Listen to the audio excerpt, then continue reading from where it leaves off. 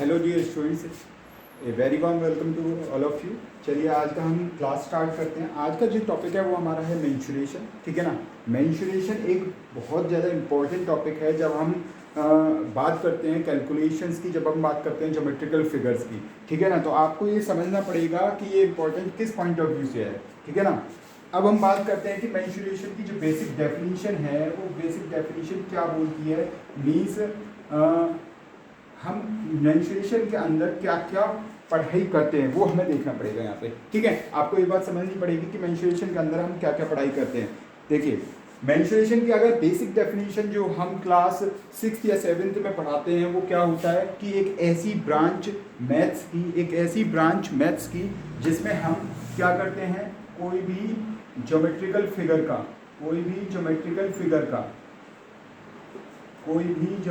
Figure का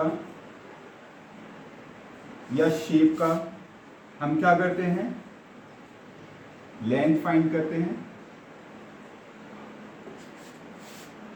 breadth find करते हैं,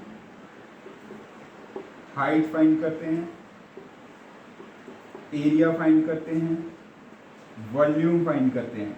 यानी कि अगर हमारे पास कोई भी ज्योमेट्रिकल फिगर्स है और उनके हम लेंथ, ब्रेड्थ, हाइट, एरिया इस तरीके से कैलकुलेट कर रहे हैं तो उसको, या एरिया या वॉल्यूम कैलकुलेट कर रहे हैं, तब उस टॉपिक को हम क्या बोलते हैं, मेंस्ट्रुएशन बोलते हैं। That is the basic definition of menstruation, ठीक है ना। अब हम नेक्स्ट बढ़ते हैं कि मेंस्ट्रुएशन में भाई क्या क्या हम पढ़ाई करते हैं। फिर अगर ये मेंस्ट्रुएशन है तो ठीक है, मेंस्ट्रुएशन में जो बेसिक हम पढ़ाई करते हैं, दो टाइप के फिगर्स होते हैं हमारे पास, 2D and 3D figures. 2D and 3D figures, आपको ये समझना पड़ेगा। हमारे पास दो टाइप के फिगर्स होते हैं मेंस्ट्रुएशन में। 2 टाइप्स ऑफ फिगर्स आते हैं, 2D figures and 3D figures. ऐसे कर लीजिए, 2 types of figures which we study in mensuration, ठीक है। देखो बच्चों, हम दो टाइप के फिगर्स बेसिकली मेंस्ट्रुएशन में करते हैं। क्या आप इस बात को समझ पा रहे हो कि नहीं समझ पा रहे हो कि हम दो टाइप के कौन कौन से फिगर्स होते हैं। एक तो होता है 2D फिगर, एक होता है 3D फिगर। अच्छा, अब कुछ बच्चे पूछेंगे सर ये 2D फिगर्स क्या होते हैं, 2D फिगर्स क्या होते हैं और ये 3D फिगर्स क्या होते हैं। बेटा अगर 2D फिगर्स की हम बात करें, 2D फिगर्स कौन से फिगर्स होंगे, जिनमें सिर्फ 2 डायमेंशंस होती हैं, यानी कि लेंथ और ब्रेड्थ होती है, ओनली 2 डायमेंशंस होती है बेसिकली। या तो उसमें लेंथ होती है एंड उसमें ब्रेड्थ होती है, ठीक है। इस टाइप के फिगर्स को हम बोलते हैं 2D फिगर्स। इसमें हाइट और डेप्थ नहीं होती है। उस टाइप के फिगर्स हम क्या बोलते हैं, 2D फिगर्स बोलते हैं बेसिकली, ठीक है। तो सर 3D फिगर्स कौन से होते हैं फिर हमारे। 3D फिगर्स हमारे वो होते हैं जिसको हम, अगर इसको और इलाबोरेट करें तो 3 डायमेंशनल फिगर्स, 3 डायमेंशनल फिगर्स, ठीक है ना बच्चों। 3 डायमेंशनल फिगर्स कौन से होते हैं बेटा, जिसमें हमारे पास हम कैलकुलेट कर रहे हैं, या हमारे पास गिवन क्या क्या हो सकता है, लेंथ, ब्रेड्थ और हाइट और डेप्थ। या तो हाइट होगी या फिर डेप्थ होगा, ठीक है। उस टाइप के फिगर को हम क्या बोलेंगे, 3D फिगर बोलेंगे। तो आपको ये समझना पड़ेगा the difference between the 2D figures and 3D figures. Basically जो छोटी क्लासेस होती हैं 6, 7, 8, उनमें हम 2D फिगर्स की कैलकुलेशंस देखते हैं बेसिकली। बट हमारे पास 9th अबव और आगे हम जो भी हमारे फिगर्स होंगे वो कौन से होंगे, 3D फिगर्स होंगे, और उनको हम डिस्कशन करते हैं। तो हमें उसी के अकॉर्डिंग अपनी पूरी प्लानिंग रखनी है, ठीक है। ये बात समझ में आ रही सभी को। चलिए हम आगे बढ़ते हैं और हम अपना एक रफ आइडिया मैं दे देता हूं इसमें 2D फिगर्स का, कौन कौन से 2D फिगर्स हमारे पास होते हैं, ठीक है।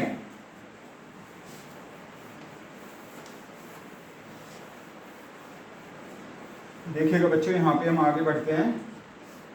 जैसे हमारे पास कौन कौन से होते हैं डायमेंशंस। अगर 2D फिगर्स की हम बात करें, 2D फिगर्स कौन कौन से होते हैं। नंबर 1 2D फिगर अगर हम बात करें तो क्या हो जाएगा आपके पास, रेक्टेंगल। रेक्टेंगल आपका क्या शेप होगा, जब अपोजिट साइड आपकी क्या होंगी बेटा, अपोजिट साइड इक्वल होंगी, और ये लेंथ है और ये ब्रेड्थ है, ठीक है। ये एक रफ आइडिया है 2D फिगर्स की, क्योंकि हमारा मेन फोकस 3D फिगर्स पे होगा। बट फिर भी हम जल्दी जल्दी एक बार कवर कर लेते हैं लेंथ इनटू ब्रेड्थ। तो एक कैलकुलेशन हम इसकी क्या कर सकते हैं, एक कैलकुलेशन हम इसकी कर सकते हैं एरिया की।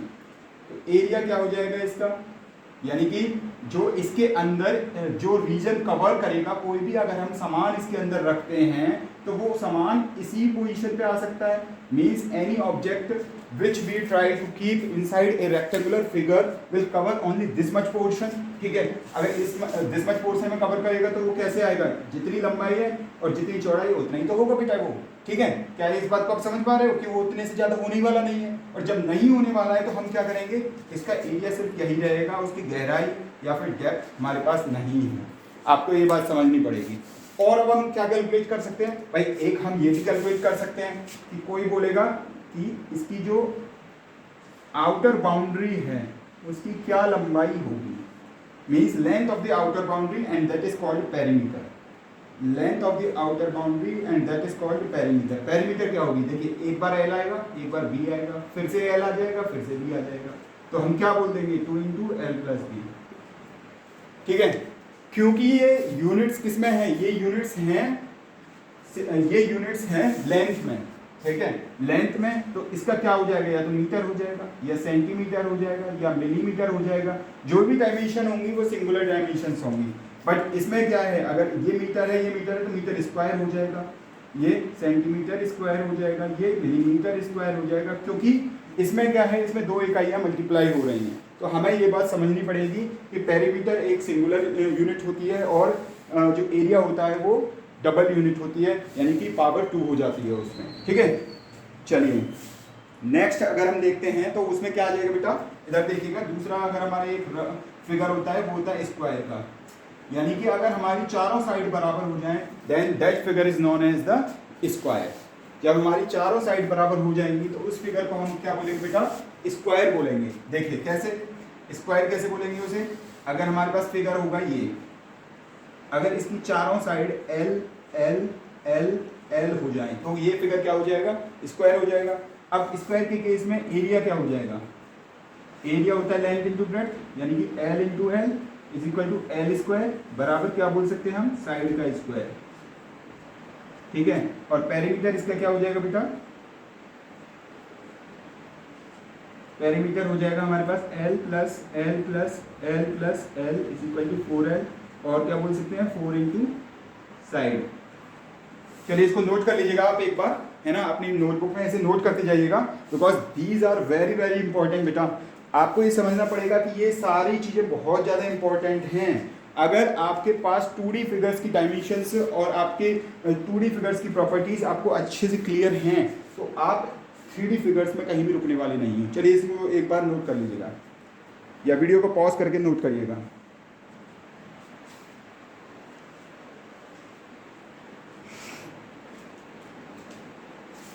Yes, have you noted, note कर लिया आपने, वीडियो को पॉज कर लीजिएगा, नोट कर लीजिएगा। लेट मी मूव फॉरवर्ड, आगे बढ़ते हैं हम।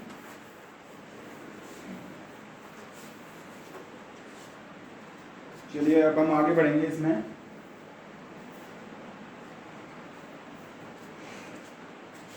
और क्या हो सकता है, ट्राइंगल हो सकता है हमारा 2D फिगर, और भी काफ़ी सारी शेप्स होती हैं जो आप अपने जूनियर क्लासेस में देख सकते हो। ट्राइंगल के बारे में मैं और बता देता हूँ।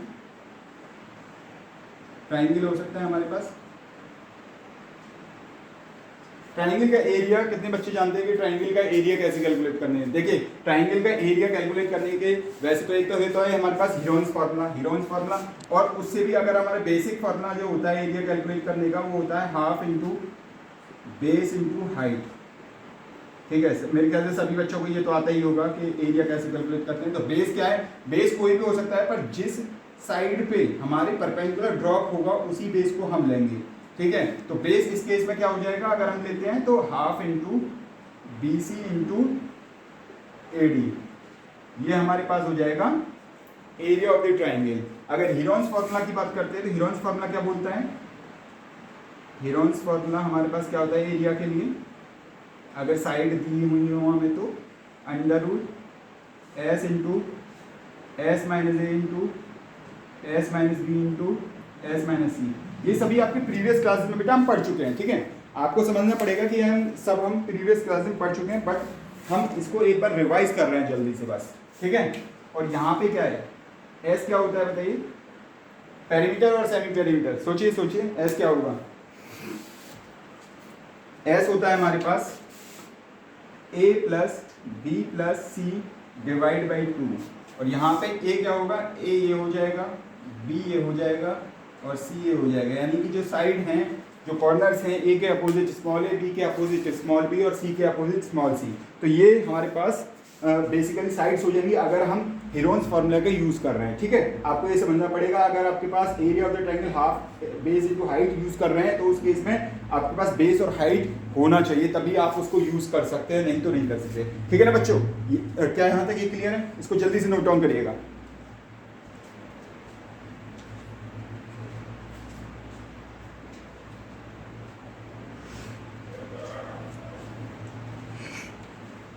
Yes, have you noted? Please pause the video and note it down. चलिए हम आगे बढ़ेंगे, अब आगे बढ़ते हैं। अब हम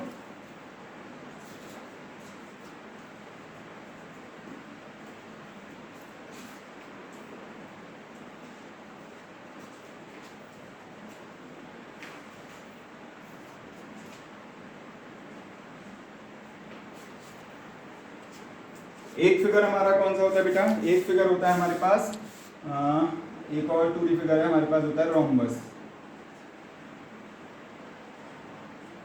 रोम्बस, रोम्बस क्या होता है हमारे पास? रोम्बस एक ऐसा फिगर होता है बेटा, रोम्बस कैसा फिगर होता है? रोम्बस एक ऐसा फिगर होता है जहां पर हमारी चारों साइड तो बराबर होती हैं, बट जो कॉर्नर एंगल हैं वो जरूरी नहीं है वो 90 डिग्री हैं, ये 90 नहीं है। हो भी सकते हैं, अगर होंगे तो क्या हो जाएगा, वो एक स्क्वायर बन जाएगा। अगर ये कॉर्नर एंगल 90 हो जाएंगे तो वो स्क्वायर हो जाएगा, अगर कॉर्नर एंगल 90 नहीं है तो वो एक रोम्बस नाम अलग से हमने सेपरेट दे दिया, बस इतना है। ठीक है, हाँ मेरी ड्राइंग उतनी अच्छी नहीं है, ठीक है, ऐसा लग रहा होगा आपको ये सर ये रोम्बस कहाँ से है, फिर भी मैं इसको थोड़ा सा करेक्ट कर देता हूँ, कोशिश करता हूँ आप लोगों को कि रोम्बस जैसा दिखाई दे। ठीक है ना, अब हम बात करते हैं आगे इसमें रोम्बस में। तो रोम्बस का क्या हो जाएगा? पेरीमीटर क्या हो जाएगा रोम्बस का? Yes anyone? यस, पेरीमीटर तो वही है, आउटर बाउंड्री की लेंथ। अगर मैं इसको ए बोलता हूँ तो ये भी ए है, ये भी ए है, ये भी ए है। आउटर बाउंड्री की लेंथ कितनी हो जाएगी बेटा? ए प्लस ए प्लस ए प्लस ए, यानी कि 4a, यानी कि 4 इंटू साइड। ठीक है, क्या ये बात सभी को क्लियर है कि रोम्बस का पेरीमीटर क्या होगा? 4 इंटू साइड। या फिर पेरीमीटर क्या होता है, अगर हमारे पास ये याद है हमें तो हम कुछ भी कैलकुलेट कर सकते हैं। और पेरीमीटर क्या होता है बेटा? यस, पेरीमीटर होता है कि आउटर बाउंड्री की लेंथ, आउटर बाउंड्री की लेंथ, आपको ये याद रखना होगा। ठीक है, पेरीमीटर के बाद हमारे पास एरिया क्या होगा? Yes anyone? एरिया क्या होगा? देखिए, एरिया कैलकुलेट करने का अगर हम जाएंगे तो एंगल के थ्रू जाएंगे तो वो थोड़ा सा हमारे लिए टफ रहेगा। एंगल के थ्रू जाएंगे, जो बेसिक होता है वो होता है d1 इंटू d2। ये अगर आपको आता है तो आप इजीली कैलकुलेट कर देंगे, और इसमें एक प्रॉपर्टी भी यूज हो जाती है जिसके थ्रू हम कैलकुलेट कर सकते हैं, यानी कि डायगोनल अगर d1 और d2 ये हम पता है अगर हमें, तो we can easily calculate the area of the rhombus, half d1 into d2। और आपको ये भी एक प्रॉपर्टी पता होनी चाहिए कि डायगोनल्स क्या, diagonals of a rhombus bisect each other, are perpendicular bisector of each other, are perpendicular bisector of each other। यानी कि जो रोम्बस के जो डायगोनल्स होते हैं वो एक दूसरे को तो एक तो इक्वली डिवाइड कर देते हैं आपस में, है ना। ऑल्दो d1 और d2 इक्वल हैं या नहीं हैं ये हम नहीं बोल सकते, हम नहीं बोल सकते कि वो d1 और d2 इक्वल हैं कि नहीं है। ठीक है, अगर वो स्क्वायर होगा तो इक्वल हो जाएंगे, बट अगर स्क्वायर नहीं है तो इक्वल नहीं होंगे। ठीक है, ये बात हमें याद रखनी पड़ेगी। बट अगर स्क्वायर होगा तो एक अलग ही नाम हो गया। बट अगर हम प्योर रोम्बस की बात कर रहे हैं तो उस केस में डायगोनल्स इक्वल नहीं होंगे, बट वो परपेंडिकुलर बाइसेक्टर होंगे। परपेंडिकुलर बाइसेक्टर अगर मैं बोलूँ ओ इसको, तो ये क्या जाएगा? OA बराबर OC एंड OD बराबर OB, ये होगा ही होगा। ठीक है, और क्या हो जाएगा? एंगल DOA बराबर एंगल ए ओ बी बराबर एंगल बी ओ सी बराबर angle C O D is equal to 90 degree. ये भी आपको याद रखना पड़ेगा, ठीक है ना बेटा।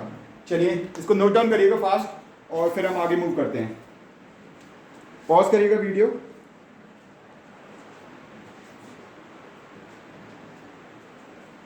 Yes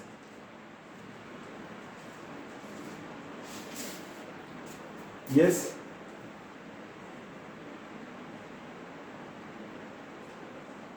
have you noted it down? चलिए आगे बढ़ते हैं।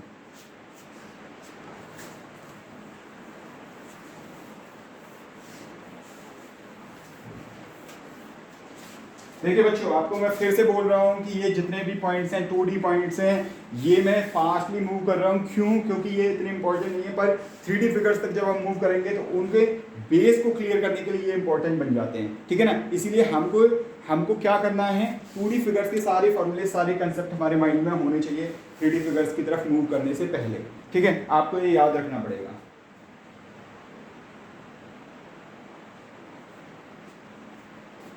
अच्छा, एक और है जो आपको याद रखने पड़ेगा कि अगर मैं बात करूं पैरेललोग्राम। पैरेललोग्राम क्या होता है बेटा? अगर अपोजिट साइड इक्वल और पैरेलल हो, if opposite sides are equal and parallel, then that figure is known as the parallelogram. और पैरेललोग्राम की अगर हम बात करें तो एरिया कैसे कैलकुलेट करते हैं? एरिया ऑफ द पैरेललोग्राम क्या होता है बताइए? Base into height. Area of the parallelogram is known as base into height. अगर मैं बात करूं, ये अगर हाइट है, हाइट मतलब परपेंडिकुलर डिस्टेंस होता है, ये ई बोल देता हूं, तो ये कितना हो जाएगा हमारे पास? A B into D T. अगर मैं इसको हाइट लेता हूं तो हमारे पास कितना हो जाएगा? और क्या ले सकते हैं हम? A F into D C. Answer हमारा सेम आएगा, बस परपेंडिकुलर कौन सा ले रहे हैं उसके करस्पॉन्डिंग हम हाइट लेंगे। That figure is known as the parallelogram. अब आपको यहाँ पे क्या समझना पड़ेगा, अगर हम बोलते हैं अपोजिट साइड इक्वल और पैरेलल हैं तो इसका मतलब रोम्बस, स्क्वायर, रेक्टेंगल सभी की अपोजिट साइड इक्वल और पैरेलल होती है, यानी कि सभी पैरेललोग्राम होंगे, बिल्कुल होंगे। दूसरी बात क्या होता है कि जो हमारे डायगोनल्स हैं वो आपस में एक दूसरे को बाइसेक्ट करेंगे, तो ये प्रॉपर्टी भी यहाँ पे फॉलो होती है, यानी कि ये सभी फिगर्स पैरेललोग्राम होंगे, ठीक है। हमें ये भी याद रखना पड़ेगा, यहाँ पे हमें ये भी याद रखना पड़ेगा, इसको नोट कर लीजिएगा। That rectangle, square, rhombus all are parts of parallelogram, ठीक है ना। All are parts of parallelogram because they follow the properties of parallelogram, ठीक है। नोट करिएगा इसे जल्दी से। चलिए इन पे एक क्वेश्चन ले लेते हैं जो 2D के बेसिस पर एक क्वेश्चन है, वो आप नोट करिएगा। एक क्वेश्चन,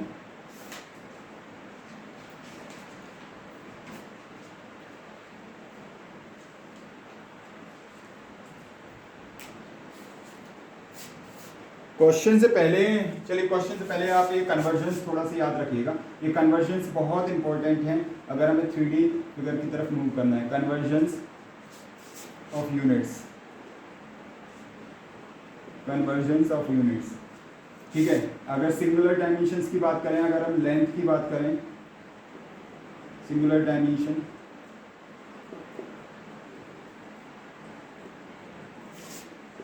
ठीक है, तो इन कन्वर्जन्स को आपको बहुत बाय हार्ट करना ही पड़ेगा। इन कन्वर्जन्स के बिना आप कोई भी क्वेश्चन सॉल्व नहीं कर पाओगे, क्योंकि अगर आपके पास एक डायमेंशन अगर मीटर में है, दूसरी डायमेंशन सेंटीमीटर में, एक डायमेंशन हेक्टोमीटर में है, दूसरी डायमेंशन किलोमीटर में है, तो आपको एक यूनिट तक वो लाना पड़ेगा पहले, ठीक है ना बेटा। आपको ये समझना पड़ेगा, जब तक वो एक फ्लोर पे या फिर कहीं की एक डायमेंशन पे नहीं आएंगे, उसके कभी भी हम कैलकुलेशन नहीं कर सकते, ठीक है। आपको ये बात समझनी पड़ेगी। जैसे आपने कभी देखा होगा, जैसे हमारे पास रेसलिंग होती है, ठीक है, रेसलिंग होती है तो रेसलिंग में क्या करते हैं, क्या आपने कभी सुना है कि 20 kg वर्ग वाला कभी 90 kg वर्ग वाले से फाइट करता है, या फिर कभी 50 kg वर्ग वाला कभी 90 kg से फाइट करता है? वहाँ पे वेट के अकॉर्डिंग कैटेगरीज डिवाइड होती हैं, ठीक है ना। ऐसे ही यहाँ पे है, अगर मीटर है लेंथ तो ब्रेड्थ भी मीटर होगी, तभी कैलकुलेशन पॉसिबल है, नहीं तो नहीं है, ठीक है। आपको ये बात समझनी पड़ेगी, नहीं तो वो कैलकुलेट नहीं कर पाएंगे हम। तो आपको ये क्या करना पड़ेगा, इस टेबल को पूरी को बाय हार्ट करना पड़ेगा। जैसे अगर मैं बोलता हूँ 1 सेंटीमीटर, 1 सेंटीमीटर में कितने मिलीमीटर होंगे, ये तो ईजी है, ये तो आप स्केल पे डेली देखते हो, जब भी आप कुछ भी स्केल यूज़ करते हो तो उस पर पता चलता है आपको 10 millimetre. 1 decimetre how many, 10 centimetre, और क्या हो जाएगा 100 मिलीमीटर। इज इट करेक्ट और नॉट, कमेंट करके बताइए इज इट करेक्ट और नॉट, मैसेज करके बताइए, कमेंट करके बताइए क्या मैं ये सही कर रहा हूँ या नहीं कर रहा हूँ बेटा। बच्चा देखो जरा ऐसे, 1 centimetre, 1 decimetre, 1 metre, 1 metre is equal to 10 decimetre is equal to 100 centimetre is equal to 1000 millimetre. Is it true और नॉट? देखिए अभी तो ये बहुत बड़ा हो जाएगा बेटा, अभी देखिए अभी तो बस छोटा छोटा चल रहा है अभी तो। देखिए 1 डेकामीटर इज इक्वल टू कितना होता है, 10 metre is equal to 100 decimetre is equal to 1000 centimetre is equal to 10 to the power 4 millimetre. 1 hectometre, 1 hectometre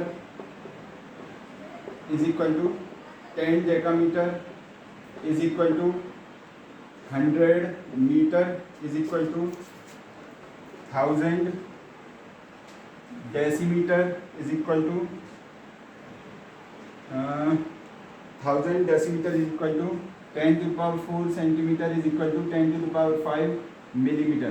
देखिए बेटा हमें ये सारे डायमेंशंस बाय हार्ट होने चाहिए। अगर आप रात को सपने भी देख रहे हो, अगर आप नींद में भी हो, तब भी अगर कोई आपसे पूछ ले कि भाई बताइए 1 सेंटीमीटर या फिर 1 हेक्टोमीटर बराबर how many centimetre, then you should be able to give answer even in your dreams. अगर आप अपनी नींद में भी इस आंसर को बोल पा रहे हो तब आप कम से कम कैलकुलेशन वाइज तो नहीं फंसने वाली हो। ठीक है, इस चैप्टर में आप कैलकुलेशन वाइज नहीं फंसने वाली हो, ये श्योर है। इस बात की मैं गारंटी दे सकता हूं कि आप कैलकुलेशन वाइज नहीं फंसने वाले हो। ठीक है ना, इस बात को आप समझिएगा। चलिए 1 किलोमीटर बराबर कितना होता है, 10 हेक्टोमीटर बराबर 100 डेकामीटर बराबर 1000 मीटर बराबर 10 टू द पावर 4 डेसीमीटर बराबर 10 टू द पावर 5 सेंटीमीटर बराबर 10 टू द पावर 6 मिलीमीटर। फिर से मैं बोल रहा हूँ ये टेबल बहुत ही ज़्यादा इंपॉर्टेंट है। These conversions are very very very very very important if you have to command over mensuration. अगर आप मेंसुरेशन के ऊपर कमांड करना चाहते हो तो ये टेबल बहुत ही ज़्यादा इंपॉर्टेंट है। फिर से मैं बोल रहा हूँ, बार बार बोल रहा हूँ, अगर आपके कन्वर्शंस वीक हैं बेटा, बच्चा कन्वर्शंस वीक हैं तो आप इसको नहीं कर पाओगे, क्योंकि कैलकुलेशंस पे बेस्ड है ये पूरा चैप्टर। आपने फॉर्मूले रट लिए, अगर आप कन्वर्शन नहीं कर पा रहे हो, अगर आप कैलकुलेशन नहीं कर पा रहे हो तो इन सब का कोई मतलब नहीं है आपके कंसेप्ट का कि आपको रेक्टेंगल का फॉर्मूला आता है नहीं आता है, इस बात से कोई फर्क नहीं पड़ता फिर। इसलिए कैलकुलेशंस हमारी बहुत स्ट्रांग होना ज़रूरी है। So note all these formulae, just pause the video for a minute and write all the conversions. Yes, I am waiting.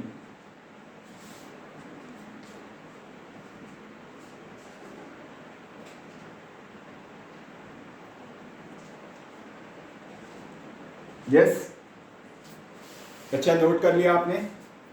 Yes, क्या मैं रब कर सकता हूं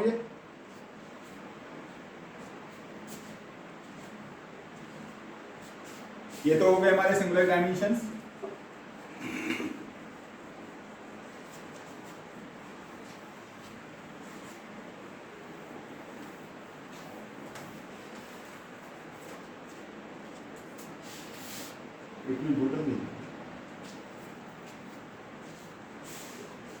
yes, can you move on? चलिए देखिएगा, convergence of units in terms of convergence of area. Area अगर convert करना है एक यूनिट से दूसरे यूनिट में तो कैसे करेंगे? अगर मैं बोलता हूँ 1 centimetre square, yes anyone, yes anyone, 1 centimetre square को मिलीमीटर के टर्म्स में कैसे कन्वर्ट करेंगे? क्या मैं 1 सेंटीमीटर को ऐसे बोल सकता हूँ या नहीं बोल सकता? यस एनीवन, एम आई राइट और एम आई रॉन्ग? अगर ये सही है तो क्या मैं इसको ऐसे बोल सकता हूँ 10 मिलीमीटर इंटू 10 मिलीमीटर, और बेस सेम होता है तो पावर ऐड हो जाती है। ये आपने 8th क्लास में देखा था। 100 millimetre square. Is this conversion right और नॉट? ये कन्वर्जन बहुत इंपॉर्टेंट बेटा। नेक्स्ट आपका कन्वर्जन क्या होता है बताइए? Yes anyone? नेक्स्ट कन्वर्जन क्या होगा बेटा? 1 decimetre square is equal to कितना होगा? यस यस बच्चा, क्या मैं इसको ऐसे बोल सकता हूँ 1 डेसीमीटर इंटू 1 डेसीमीटर? क्या मैं इसको ऐसे बोल सकता हूँ 100 सेंटीमीटर स्क्वायर? और क्या मैं इसको ऐसे बोल सकता हूँ? बताइए आगे क्या करेंगे हम इसका?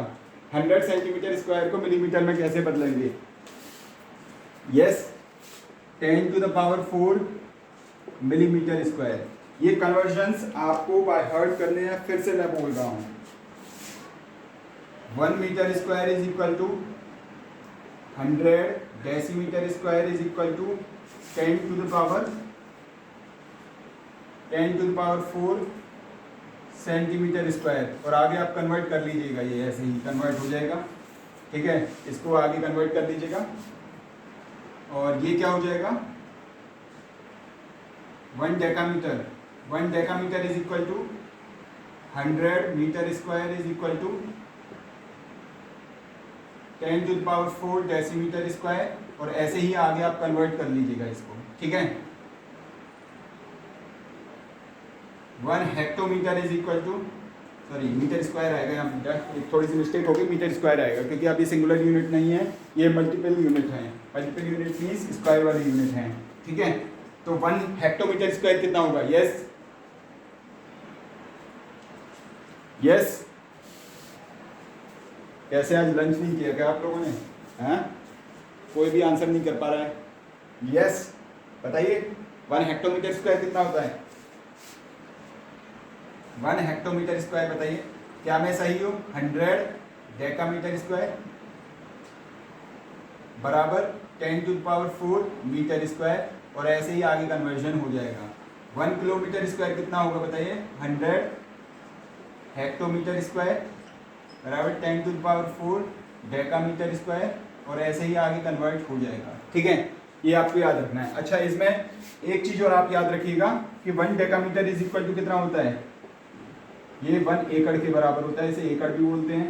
और 1 हेक्टोमीटर कितना होता है? इसको 1 हेक्टेयर भी बोलते हैं। हेक्टोमीटर और हेक्टेयर। ठीक है, इस बात को आप याद रखिएगा। These are the different nomenclature of the same thing. Different nomenclature of the same thing जो हम इसमें बोलते हैं। अभी हमारे पास कुछ बच्चे जुड़े हुए हैं लाइव। ओके, ठीक है, ओके। बच्चा बोल रहा है कि डेकामीटर और एकड़ इक्वल होता है क्या? हाँ बेटा, बराबर होता है। डेकामीटर और एकड़ हम एक ही बात है, वो बोलने का बस तरीके वाली बात है। ठीक है, इसको नोट डाउन करिएगा, बहुत ही इंपॉर्टेंट है कन्वर्जन्स। इनके बिना हम आगे मूव नहीं कर सकते। Yes, pause the video and note it down if you are listening the recorded video, otherwise you can take the screenshot.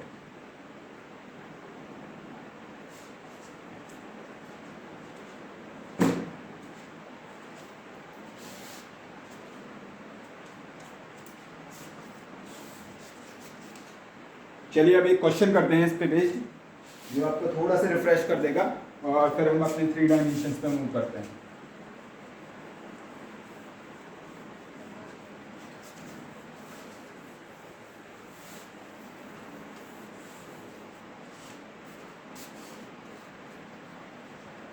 एक क्वेश्चन है बेटा हमारे पास, नोट करिएगा,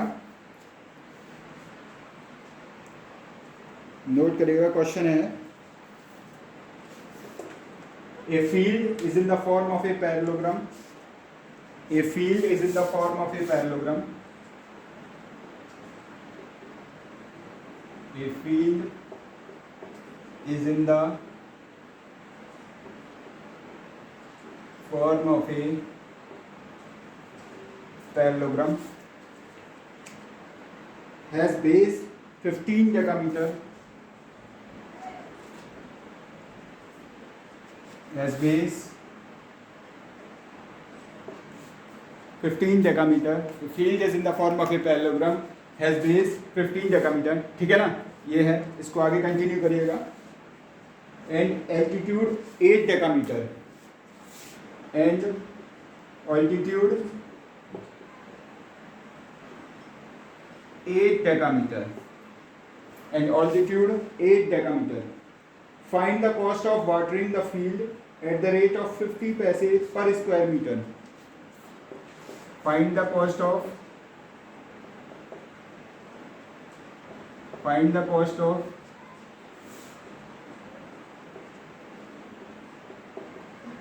watering the field at the rate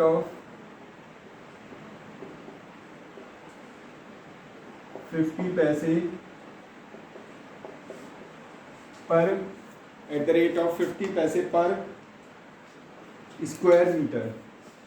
per square meter. Yes, note down the question. Note करिएगा बेटा. If field is in the form of a parallelogram, has base 15 decametre, 15 decametre का हमारे पास base है, and altitude 8 decametre है, 8 decametre का उसका height है. ठीक है. Find the cost of watering the field at the rate of 50 पैसे पर स्क्वायर मीटर. यानी कि अगर उस फील्ड या उस खेत को बोले, अगर हम हिंदी बोले खेत में पानी लगाने की क्या कॉस्ट आएगी अगर 50 पैसे प्रति स्क्वायर मीटर में अगर हम कॉस्ट ले रहे हैं. यानी कि एक स्क्वायर मीटर का एरिया फील्ड का 50 पैसे में भरा जा रहा है पानी से, तो पूरे फील्ड का कितना प्राइस लगेगा पानी से फिल करने का. ट्राई करेगा.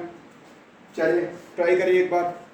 फिर मैं बोल रहा हूँ, you have to by heart all the dimensions conversions of units, either it is of length or it is of area. If you are unable to convert in your exam, आपके पास फॉर्मूले याद हैं बट आप conversion नहीं कर पा रहे, तो यूजलेस है ये सारी चीज़ें फिर आपके लिए. आपको कन्वर्जन्स जो मैंने टेबल बनवाई थी बाय हार्ट होनी चाहिए. ठीक है ना. Are you getting my point और नॉट?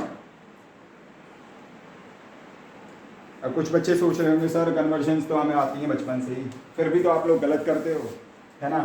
फिर भी जब एग्ज़ाम आता है तो आप लोग गलत कर ही देते हो. ठीक है. तो आपको ये बात समझनी पड़ेगी कि वो कन्वर्जन्स हैं, वो कन्वर्जन्स आपके लिए बहुत ज़रूरी हैं.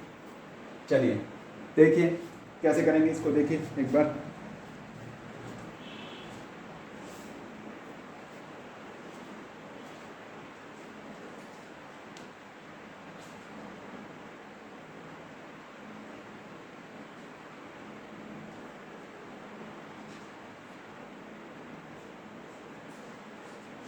Yes anyone?